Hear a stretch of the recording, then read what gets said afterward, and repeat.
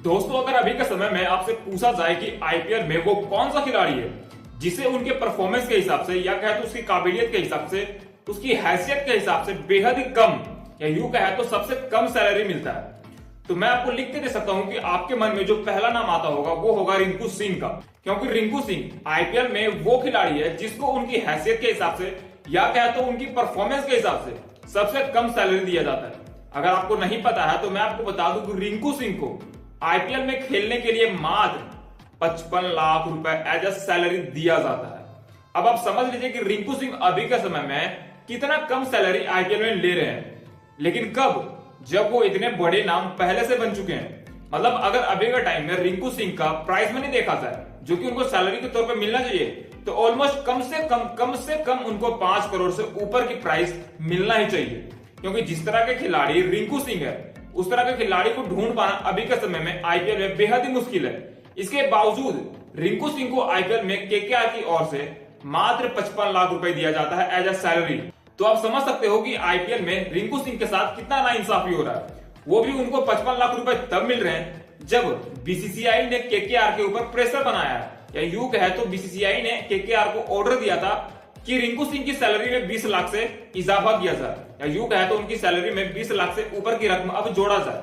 वो इसलिए क्योंकि बीसीसीआई ने एक रूल पहले से बनाया हुआ है कि जो खिलाड़ी कैप्ड है उसको एटलीस्ट 55 लाख रुपए मिलने ही चाहिए। क्योंकि आपको पता नहीं होगा तो मैं आपको बता दूं कि रिंकू सिंह जब उन्होंने भारत के लिए डेब्यू नहीं करा था तब उनको आईपीएल में मात्र 20 लाख रुपए एज ए सैलरी केकेआर की ओर से मिल रहा था, जो कि बीसीसीआई के लिए बेहद ही अपमानजनक था। तो बीसीसीआई ने केकेआर के मैनेजमेंट से बात करी और उन्होंने कहा कि जो हमारी प्राइवेसी, जो हमारी रूल है कि किसी भी कैप्ड प्लेयर को 55 लाख रुपए से कम प्राइस मनी नहीं दिया जा सकता, उससे ज्यादा ही आपको देना होगा। तो आखिरकार बीसीसीआई की बात को केकेआर के मैनेजमेंट ने मानकर उनकी सैलरी को 55 लाख रुपए कर दिया।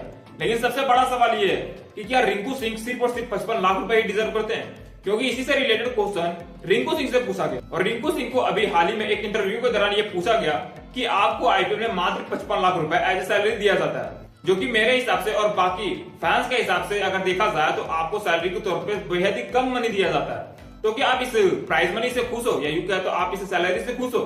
तो रिंकू सिंह ने जो बात कहा भाई साहब वो सिर्फ रिंकू सिंह ही कह सकते हैं, क्योंकि मुझे नहीं लगता कि रिंकू सिंह के अलावा कोई इस तरह का बयान दे सकता है। मतलब इस तरह का जिगरा भाजपा सिर्फ और सिर्फ रिंकू सिंह में ही हमें देखने को मिल सकता है। उन्होंने कहा कि मेरे लिए 55 लाख रुपए बहुत है। मतलब मैं जब आईपीएल में आया था तो मैं 1 लाख के लिए तरस रहा था, लेकिन मुझे आईपीएल ने 55 लाख रुपए दिया। तो आप समझ सकते हो कि मेरे लिए 55 लाख रुपए क्या मायने रखता है। मतलब मैं 55 लाख रुपए में वो सब कुछ कर सकता हूँ जो मैं करना चाहता हूँ। इसलिए मेरे हिसाब से 55 लाख रुपए मेरे लिए कैपेबल है और मुझे इसमें कोई भी दोहराई नहीं है कि मुझे 55 लाख रुपए से ज्यादा चाहिए या फिर कम चाहिए। मुझे उस पर फर्क नहीं पड़ता। जो मैनेजमेंट मुझे देगी मैं खुशी खुशी ले लूंगा, क्योंकि मेरे पास अब कुछ नहीं था तब मुझे केकेआर ने 55 लाख रुपए दिए। तो भाई साहब अगर अभी के टाइम में मुझे केकेआर से 55 लाख रुपए से ज्यादा चाहिए होगा तो मैं डायरेक्ट केकेआर की मैनेजमेंट से बात कर लूंगा। बाकी मैं ऑप्शन में क्यों जाऊं? मुझे 55 लाख रुपए मिल रहे हैं और मैं इसी में खुश हूं। मैं चाहता हूं कि मैं केकेआर के साथ ही खेलूं। अगर मुझे 55 लाख में ही खेलना है किसी भी टीम के साथ तो मैं केकेआर के साथ खेलूंगा, क्योंकि केकेआर ने मुझे उस समय उठाया जब मैं नीचे बहुत ही दबा हुआ था। लेकिन केकेआर की वजह से ही आज मैं भारतीय टीम के लिए खेल पा रहा हूं और आज शायद आप इस सवाल भी केकेआर की वजह से ही पूछ पा रहे हैं। क्योंकि अगर केकेआर ने मुझे मौका नहीं दिया होता तो शायद आप भी आज मुझसे ये सवाल नहीं पूछ रहे होते कि क्या आप 55 लाख की सैलरी से खुश हो। क्योंकि आपको भी पता है कि रिंकू सिंह अगर केकेआर में नहीं होता तो शायद आज रिंकू सिंह जहां पे अभी है वहां पे रिंकू सिंह आपको देखने को नहीं मिलता।